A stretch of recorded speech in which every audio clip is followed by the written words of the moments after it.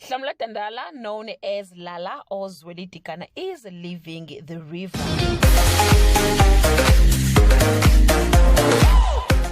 Hello everyone, welcome back to Sunday Live Chain. Thank you so much guys for tuning in. I'm here to update you of what's going to happen on the river from the 17th to the 21st of October 2022 on Monday. Kwezi doesn't know what to do now that her father has gone to bed for her.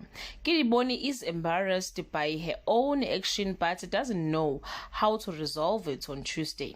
Nolwazi burst Lindiwe's legal bubble. Zolani is back to frustrating everyone while Gidiboni finds herself in an uncomfortable position on Wednesday.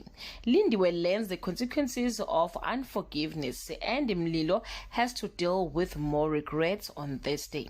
Lindiwe is shattered but can't even share the source of her pain with Zweli, and Gidiboni let a secret sleep on Friday.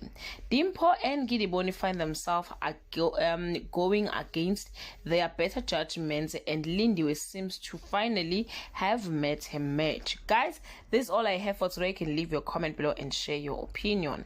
Bye. Hello everyone.